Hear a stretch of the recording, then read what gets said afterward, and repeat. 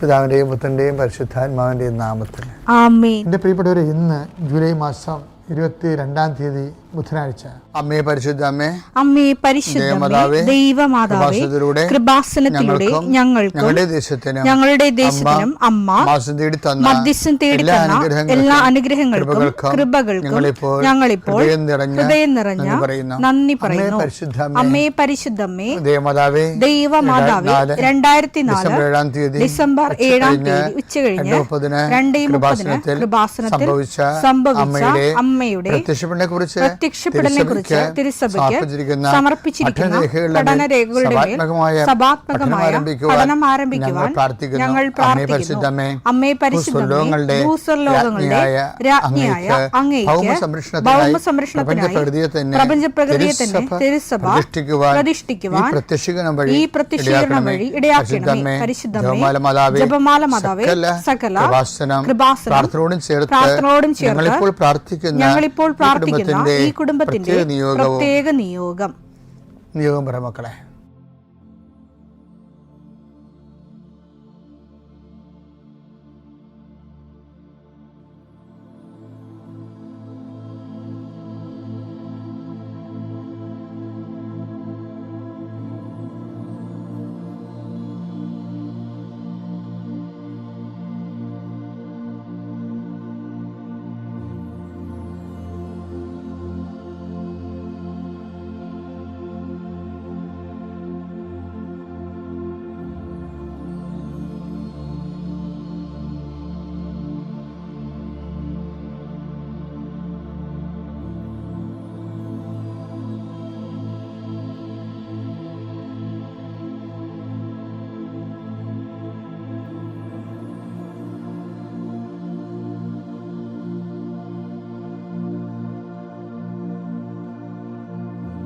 അമ്മയുടെ പ്രത്യക്ഷീകരണത്തിന്റെ ഈ അനുഗ്രഹവേളയിൽ ഞങ്ങൾക്ക് സാധിച്ചു തരുവാൻ കനിയണമേ. ആമേൻ. വിശ്വാസ പ്രമാണം. സർവശക്തനായ പിതാവും ആകാശത്തിന്റെയും ഭൂമിയുടെയും സൃഷ്ടാവുമായ ദൈവത്തിൽ ഞാൻ വിശ്വസിക്കുന്നു. അവിടുത്തെ ഏകപുത്രനും ഞങ്ങളുടെ കർത്താവുമായ ഈശോമിശിഹായിലും ഞാൻ വിശ്വസിക്കുന്നു. ഈ പുത്രൻ പരിശുദ്ധാത്മാവിനാൽ ഗർഭസ്ഥനായി കന്യകാമറിയത്തിൽ നിന്ന് പിറന്ന് പൊന്തിയോസ് പീലാത്തോസിന്റെ കാലത്ത് പീഡകൾ സഹിച്ച് കുരിശിൽ തറയ്ക്കപ്പെട്ട് മരിച്ച് അടക്കപ്പെട്ട് പാതാളങ്ങളിൽ ഇറങ്ങി മരിച്ചവരുടെ ഇടയിൽ നിന്ന് 3-ാം നാൾ ഉയർത്ത് സ്വർഗത്തിലേക്ക് എഴുന്നള്ളി സർവശക്തിയുള്ള പിതാവായ ദൈവത്തിന്റെ വലതുഭാഗത്തിരിക്കുന്നു. അവിടെ നിന്ന് ജീവിക്കുന്നവരെയും മരിച്ചവരെയും വിധിക്കുവാൻ വരുമെന്നും ഞാൻ വിശ്വസിക്കുന്നു. പരിശുദ്ധാത്മാവിലും ഞാൻ വിശ്വസിക്കുന്നു. വിശുദ്ധ കത്തോലിക്കാ സഭയിലും പുണ്യവാന്മാരുടെ ഐക്യത്തിലും പാപങ്ങളുടെ മോചനത്തിലും ശരീരത്തിന്റെ ഉയർപ്പിലും നിത്യമായ ജീവിതത്തിലും ഞാൻ വിശ്വസിക്കുന്നു. ആമേൻ. സ്വർഗ്ഗസ്ഥനായ ഞങ്ങളുടെ പിതാവേ, അങ്ങയുടെ നാമം പൂജിതമാകണമേ. അങ്ങയുടെ രാജ്യം വരണമേ. അങ്ങയുടെ തിരുമനസ് സ്വർഗത്തിലെ പോലെ ഭൂമിയിലും ആകണമേ. അന്നു വേണ്ടുന്ന ആഹാരം ഇന്ന് ഞങ്ങൾക്ക് തരണമേ. ഞങ്ങളോട് തെറ്റ് ചെയ്യുന്നവരോട് ഞങ്ങൾ ക്ഷമിക്കുന്നത് പോലെ ഞങ്ങളുടെ തെറ്റുകൾ ഞങ്ങളോടും ക്ഷമിക്കണമേ. ഞങ്ങളെ പ്രലോഭനത്തിൽ ഉൾപ്പെടുത്തരുതേ, തിന്മയിൽ ഞങ്ങൾ രക്ഷിക്കണമേ. ആമേൻ. നന്മ നിറഞ്ഞ മറിയമേ, സ്വസ്തി. കർത്താവ് അങ്ങയുടെ കൂടെ സ്ത്രീകളിൽ അങ്ങ് അനുഗ്രഹിക്കപ്പെട്ടവളാകുന്നു. അങ്ങയുടെ ഉദരത്തിൻ ഫലമായി ഈശോ അനുഗ്രഹിക്കപ്പെട്ടവനാകുന്നു. പരിശുദ്ധ മറിയമേ, തമ്പുരാന്റെ അമ്മേ, പാപികളായ ഞങ്ങൾക്ക് വേണ്ടി ഇപ്പോഴും ഞങ്ങളുടെ മരണസമയത്തും തമ്പുരാനോട് അപേക്ഷിക്കണമേ. ആമേൻ. കർത്താവേ, നിന്റെ ഉന്നതമായ നാമത്തിന് സ്വസ്ത്രം ചെയ്യുന്നു. കർത്താവേ, നിന്റെ വിശുദ്ധ പൗരോഹിത്യത്തെ മഹത്വപ്പെടുത്തണമേ. കർത്താവെ, സഭയിലുള്ള സാന്നിധ്യം പ്രകടമാക്കണമേ.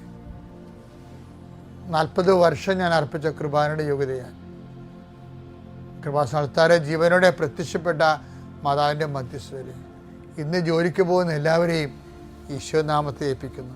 നിങ്ങൾ കണ്ടുമുട്ടുന്ന വ്യക്തികളെ കർത്താവിൻ്റെ നാമത്തിൽ അനുഗ്രഹിക്കപ്പെടുകയും നിങ്ങൾ തമ്മിൽ സംസാരിക്കുന്ന വിഷയങ്ങൾ കർത്താവിൻ്റെ സംരക്ഷണത്തിലായിരിക്കുകയും ചെയ്യട്ടെ. നിങ്ങൾ യാത്ര ചെയ്യുന്ന വാഹനങ്ങളെ കർത്താവ് സംരക്ഷിക്കട്ടെ. യാത്ര തുടങ്ങിയ അവസാനം വരെ നിൻ്റെ ആകുലതകൾ, നിനക്ക് ആകുലത ഉണ്ടാക്കാൻ സാധ്യതയുള്ള വ്യക്തികളെ കർത്താവ് വഴിമാറ്റി വിടുകയും വേസ്റ്റായിട്ടുള്ള ടോക്കുകൾ ഉണ്ടാവാതിരിക്കാൻ കർത്താവ് നിന്നെ ബന്ധിക്കട്ടെ. നിൻ്റെ മനസ്സിനെ ഭരിപ്പിക്കുകയും പ്രയാസപ്പെടുത്തുകയും ഭാരപ്പെടുത്തുകയും ചെയ്യുന്ന വ്യക്തികളെ കണ്ടുമുട്ടാതിരിക്കാനും ആ സിറ്റുവേഷൻ ഒഴിവാകാനും കർത്താവ് നിന്നെ സഹായിക്കട്ടെ. അഥവാ അങ്ങനെയാണെങ്കിൽ ആ സമയത്ത് നീ വിശ്വപ്രമാണം ചൊല്ലിക്കൊണ്ട്, സ്വർഗസ്ഥനായ ചൊല്ലിക്കൊണ്ട് മനസ്സിൽ ഈ ദുരിത സാഹചര്യങ്ങളിൽ നിന്ന് നീ വിടുതൽ പ്രാപിക്കുന്നതിന് വേണ്ടി പരിശുദ്ധ അമ്മ നിനക്ക് വേണ്ടി മധ്യസ്ഥം വഹിക്കട്ടെ. ജോലി യാത്ര, പരീക്ഷയ്ക്കുള്ള യാത്ര, പരീക്ഷാ സമയം കർത്താവ് നിന്നെ അനുഗ്രഹിക്കട്ടെ. ഇൻ്റർവ്യൂവിൻ്റെ സമയം കർത്താവ് നിന്നെ അനുഗ്രഹിക്കട്ടെ.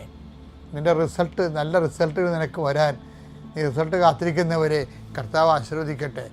കർത്താവെ, ഈ മഴയുടെ കാലവും വെള്ളത്തിൻ്റെ ശല്യവും രോഗത്തിൻ്റെ പെരുപ്പവും മനസ്സിൻ്റെ ഇടർച്ചയും ഉറക്കമില്ലാത്ത അവസ്ഥയും കുടുംബത്തിൻ്റെ ദുരിതങ്ങളും കർത്താവ് ആരെല്ലാം എന്തെല്ലാം ദുരിതങ്ങൾ അനുഭവിക്കുന്നുവോ കർത്താവിൻ്റെ കാരുണ്യത്തിൻ്റെ പുതപ്പ് എൻ്റെ ഉള്ളിലാകട്ടെ. അവർ എൻ്റെ കർത്താവിൻ്റെ ഉന്നതമായ നാമത്തിൽ ജോലി തേടി പോകുന്നവർ, കുടുംബത്തിൽ ജീവിക്കാൻ മാർഗമില്ലാതെ സാമ്പത്തിക വിഷമം അനുഭവിക്കുന്നവർ, സാമ്പത്തിക ക്ലേശവും കടവും അനുഭവിക്കുന്നവർ, മനസ്സിൽ വല്ലപാടും ചത്താൽ മതിയെന്ന് പോലും പൈശാചികമായിട്ട് ചിന്തിച്ച് പോകുന്നവർ, എങ്ങനെ ജീവിക്കുമെന്ന് അറിയാൻ പാടില്ലാതെ വേദനിക്കുന്നവർ, ഈ ഒറ്റ പ്രാർത്ഥന കൊണ്ട് കൃപാസനം നടത്താറെ ജീവനോടെ പ്രത്യക്ഷപ്പെടാൻ മറിയാം പരിശുദ്ധ അമ്മ നിന്നെ സഹായിക്കട്ടെ.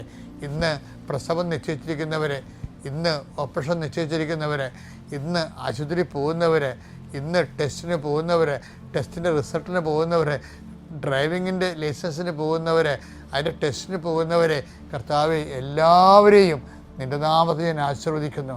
കർത്താവെ, ഇന്ന് തുടക്കം കുറിക്കുന്ന ഓരോരോ കാര്യങ്ങളുണ്ട്.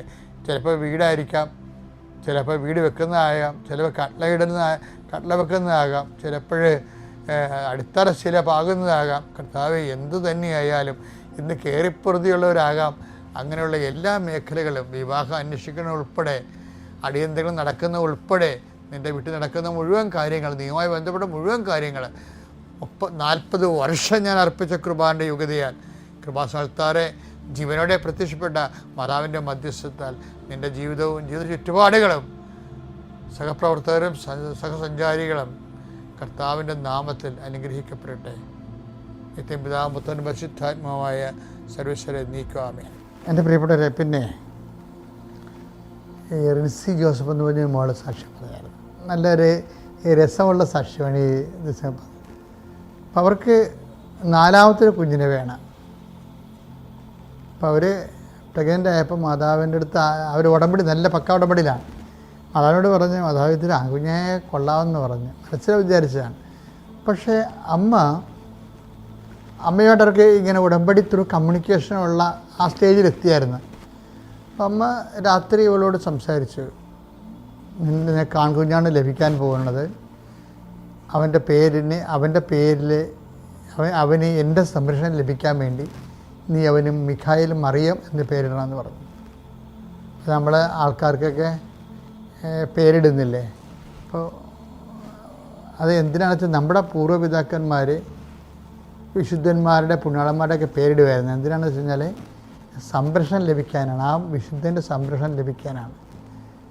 നമ്മളുടെ ഒരു 1970 ശേഷമുള്ള 75 ശേഷമുള്ള മാതാപിതാക്കന്മാർക്ക് എവിടെയോ വെച്ച് സഭയിൽ നല്ലൊരു ഗ്യാപ്പ് വന്നായിരുന്നു. ഞാൻ ആ കാലങ്ങളിലൊക്കെ പള്ളിയിൽ പോകുമ്പോൾ ഓർക്കുന്നുണ്ട്, പള്ളികളിൽ ആളൊക്കെ ഇല്ലായിരുന്നു, ആൾ കുറവായിരുന്നു. അപ്പോഴെന്താ വെച്ച് കഴിഞ്ഞാൽ ഇവർ സഭയിൽ ലോകാരൂപികൾ കൂടിയായിരുന്നു. പിന്നീട് കരിസ്മാറ്റിക് മൂവ്മെൻറ്റ് വന്നപ്പോഴാണ് ഈ പഴയ അരൂപി തിരിച്ചു വരാൻ തുടങ്ങിയത്. പഴയ അരൂപിലേക്ക് സഭ തിരിച്ചു വരാൻ മതി. ഇതൊക്കെ നമ്മൾ നിഷേധിക്കാൻ പറ്റത്തില്ല. അപ്പോൾ ഈ ഒരു കാലഘട്ടത്തിൽ ജീവിച്ച മാതാപിതാക്കന്മാരെല്ലാം അൺക്രിസ്ത്യൻ പേരുകളാണ് മക്കൾക്കിട്ടത്. അത് അവരെ വളർത്തുന്ന പട്ടിയുടെ പേര് വരെ ഇട്ടിട്ടുള്ളവരുണ്ട്. അവരെ വളർത്തണമെന്നല്ല, അറിയാത്തില്ല, ഒരു പേരിട്ട് വെക്കും. എന്തെങ്കിലും തിരക്ക് പിടിച്ച് വരുമ്പോൾ ഏതെങ്കിലും ഒരു പട്ടിയുടെ പേരായിരിക്കും. അത്രയും വളരെ മോശമായി പോയായിരുന്നു. അല്ല, അത് പേരിൻ്റെ അകത്ത് എന്ത് കാര്യമുണ്ടെന്നല്ല, അതിൻ്റെ അകത്ത് ജാതിയും വർഗീയതയൊന്നും അല്ല പ്രശ്നം. അതായത് നമ്മുടെ പൂർവ്വപിതാക്കന്മാർ ചെയ്തുകൊണ്ടിരുന്നത് അവർക്ക് ആ വിശുദ്ധൻ്റെ സംരക്ഷണം ലഭിക്കാൻ വേണ്ടിയാണ്. അപ്പോൾ വിശ്വാസം പോയൊരു തലമുറയാണ് അവിശ്വാസമായ പേരുകൾ ഇട്ടത്. അത് ഇപ്പോൾ ഇതുമാത്രം പല പേരുകളും നോക്കുമ്പോൾ ഇപ്പോൾ അവർ ക്രിസ്ത്യനാണ് ചേർക്കാൻ വേണ്ടി അപ്പൻ്റെ പേര് ചേർത്തായിടണത് എന്തൊരു ബാധ്യതയാണ്. അപ്പൻ്റെ പേരോട് ചേർത്താൽ മാത്രമേ അവർക്ക് മനസ്സിലാകത്തുള്ളൂ അത് ക്രിസ്ത്യൻ പേരാണെന്ന്. അപ്പം എന്തുകൊണ്ടാണ് ഇങ്ങനെ വരണമെന്ന് വെച്ച് കഴിഞ്ഞാൽ ഈ പിന്നീട് വന്ന ഒത്തിരി ഒരു 2000-ന് ശേഷം ബിബ്ലിക്കലായിട്ടുള്ള പേരുകൾ വന്നിട്ടുണ്ട്. നമ്മൾ കേൾക്കുമ്പോൾ ഇപ്പോൾ ക്രിസ്ത്യാനാണോ നോൺ ക്രിസ്ത്യാനാണെന്ന് അറിയത്തില്ലെങ്കിലും ആ പേര് ബിബ്ലിക്കലായിരിക്കും. അത് നല്ലൊരു ശതമാനം പേരും അങ്ങനെ വിശ്വാസത്തിൻ്റെ വെളിച്ചം പോലുള്ള പേര് കേട്ടിട്ടുണ്ട്. അപ്പോൾ ഞാനിവിടെ പറയണത് അങ്ങനെയല്ല. ഈ റിൻസി ജോസഫ് മാതാവ് പറയണത് അവൻ ആൺകൊച്ചാണെങ്കിലും അവന് മറിയോ എന്ന് പേരിടണമെന്ന് പറഞ്ഞു. കാര്യം എന്തിനാണ്? എൻ്റെ സംരക്ഷണം ലഭിക്കാനാണ്. അപ്പോൾ അവർക്ക് ഭയങ്കര രണ്ട് വിഷയമാണ്. ഇനി റിൻസി ജോസഫിൻ്റെ വിശ്വാസ നിലവാരം 2 സ്ഥലത്ത് വെച്ച് ഇങ്ങനെ വിറങ്ങലിക്കണ കാണാം. ഒരു പ്രാവശ്യം വിറങ്ങലിച്ചെന്ന് പറയണത് ഈ കൊച്ചിനെ സ്കാൻ ചെയ്യുമ്പോൾ ഡോക്ടർ പറയും ഇതിൻ്റെ സ്പൈനൽ കോഡ് കാണാനില്ല, അതുകൊണ്ട് ഇത് പെങ്കൊച്ചകാരാണ് സാധ്യത എന്ന് പറയും. അപ്പോൾ ഇവൾ ഉടനെ ഡെസ്പായിട്ട് മാതാവിനോട് പറയും, മാതാവ് ഞാൻ നിന്നോട് ആൺകൊച്ചല്ലേ ചോദിച്ചതെന്ന് പറയും. അപ്പോൾ കുറച്ച് കഴിയുമ്പോൾ ആ ആശുപത്രിയുടെ സ്കാനിങ് റൂമൊക്കെ ചാര കളറായിട്ട് മാറും. അപ്പോൾ നിങ്ങൾക്ക് ഈ വിശ്വാസം ഇല്ലാത്തവർക്ക് ഇത് കേൾക്കുമ്പോൾ ഭയങ്കര ഒരു ബ്ലിങ്കിങ് ആയിട്ടുള്ള സംഭവമായിട്ട് തോന്നുന്നു. അങ്ങനെയല്ല, വിശ്വാസിയുടെ അനുഭവത്തിൻ്റെ അപ്പുറത്ത് എന്താ ഉള്ളത്? അപ്പോൾ ഈ റിൻസി പറയണത് ഇൻക്ലൂഡിങ് ദ കർട്ടൻ ക്ലോത്ത് ഇതെല്ലാം സിൽവർ ഗ്രേ ആയിട്ട് ചേഞ്ച് ചെയ്യുന്നു. ആ സെക്കൻഡിൽ വീണ്ടും സ്കാൻ ചെയ്യുമ്പോൾ സ്പൈനൽ കോഡ് കാണുകയും ഇത് ആൺകുഞ്ഞാണെന്ന് ഡോക്ടർ പറയുകയും ചെയ്യും. അപ്പോൾ അവൾ പറയണത്, ആ കുട്ടി പറയണത്, മാതാവ് എൻ്റെ ആശങ്കകൾ കേട്ട് നേരിട്ട് അവിടെ സഞ്ചാരി മാതാവ് എത്തിയാണ് ചേഞ്ച് ചെയ്യണമെന്നൊക്കെ പറയണം. പക്ഷേ അതിൻ്റെ വിഷയം എന്ന് വെച്ച് കഴിഞ്ഞാൽ അമ്മ നേരത്തെ പറഞ്ഞായിരുന്നു അവൻ്റെ പേര് മിഖായേൽ മറിയോ എന്നാണ്. അപ്പോൾ ഇവൾക്ക് വേറൊരു പ്രശ്നം വന്നായിരുന്നു. മിഖായേൽ ഓക്കെയാണ്, പക്ഷേ ഞങ്ങളുടെ കുടുംബത്തിൽ എല്ലാവർക്കും 6 ചേർത്തുള്ള പേരാണ്. അപ്പോൾ ദൈവമായിട്ട് ഗുസ്തിയാണ്. ഒരു പേരുണ്ടാക്കി അതിനെ ഋതം ഉണ്ടാക്കി വെച്ചിരിക്കുകയാണ്. അപ്പോൾ അമ്മ പറഞ്ഞ് ഇതാണ് നമുക്ക് വരുന്ന പ്രശ്നമേ. ദൈവം ആലോചനയൊന്നും ചെയ്യത്തില്ല, സ്വന്തമായിട്ട് അങ്ങോട്ട് കീച്ചു. എന്നിട്ട് അതിൻ്റെ അകത്ത് ആ പാളത്തെ കയറി സ്റ്റിക്ക് ഒണിച്ചിട്ട് കിടക്കും, ഉടുമ്പിനെ പോലെ അള്ളിപ്പിടിച്ച് കിടക്കും. അമ്മ പറഞ്ഞ ഒരു മിഖായേലാണ്. അപ്പോൾ ഇവൾ പറഞ്ഞ് 6 ആണല്ലേ ഞങ്ങളുടെ വീട്ടിലെല്ലാവർക്കും, എങ്ങനെയാണ് മിഖായേൽ ഏറണമെന്ന്.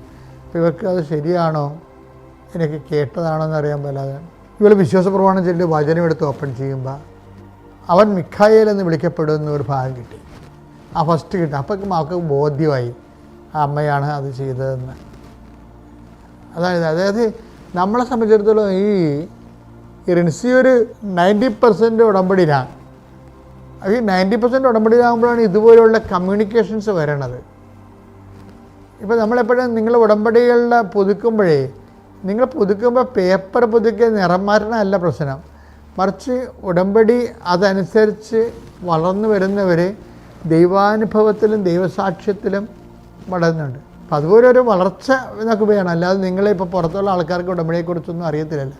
അവർ പറയണത് ജോലി കിട്ടാനാണ്, അതുപോലെ തന്നെ ബാങ്ക് ലോൺ കിട്ടാനാണ് ഉടമ്പടി എടുക്കുന്നത്. അതിന് ബാങ്കിൽ പോയാൽ പോരെ. അതുപോലെ തന്നെ വിസ പുതുക്കാനാണ്. നിങ്ങൾ നിയോഗങ്ങൾക്ക് വേണ്ടി മാത്രം ഉടമ്പടിക്കുന്ന ആൾക്കാരുണ്ട്. പക്ഷേ അവർക്ക് ആ നിയോഗം നിറവേറുന്നുണ്ട്. പക്ഷേ ദൈവമായിട്ട് അവർക്ക്, എൻ്റെ മക്കളെ, ദൈവം തന്നെയായിരിക്കണം നിയോഗത്തിൻ്റെ ഉടമ്പടി ഏറ്റവും വലിയ നിയോഗം. റിൻസി ജോസഫിന് സാക്ഷ്യം പറയാൻ ഭയങ്കര ചളിപ്പായിരുന്നു. അപ്പോൾ അമ്മ പറഞ്ഞു അത് പരസ്യമായിട്ട് പറഞ്ഞാൽ പറ്റത്തുള്ളൂ എന്ന് പറഞ്ഞു. അത് അമ്മ അവൾക്കൊരു വചനം കാണിച്ചു കൊടുത്തു. ഏതാണെന്നറിയാമോ? അവൾക്കത് പരസ്യമായിട്ട് സാക്ഷ്യം പറയാനുള്ള എങ്ങനെ കൊടുത്തിട്ട് അതിൻ്റെ കറസ്പോണ്ടിങ് വചനം കാണിച്ചു കൊടുത്തു. പ്രഭാഷകം 15:5 എടുത്തേ. അവൾ അവന് അയൽക്കാരുടെ ഇടയിൽ ഔന്നത്യം നൽകും. അയൽക്കാരുടെ ഇടയിൽ ഔന്നത്യം നൽകും. സമൂഹമധ്യേ സംസാരിക്കാൻ, അതാണ് വിഷയം.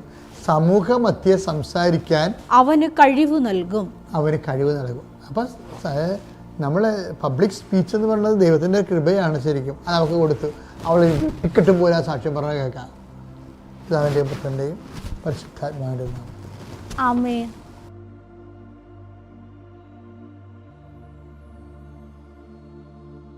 അത്യപൂർവ ദൈവാനുഭവങ്ങൾ ഇനി നിങ്ങൾക്കും സ്വന്തം. ഈ യൂട്യൂബ് യൂട്യൂബ് ചാനൽ ഇതുവരെ സബ്സ്ക്രൈബ് ചെയ്തിട്ടില്ലെങ്കിൽ ഇപ്പോൾ തന്നെ സബ്സ്ക്രൈബ് ചെയ്യുക. ഈ വീഡിയോ ഇപ്പോൾ തന്നെ നിങ്ങളുടെ സുഹൃത്തുക്കൾക്ക് ഷെയർ ചെയ്തുകൊണ്ട് കർത്താവിൻ്റെ പ്രേക്ഷിതരാകുക.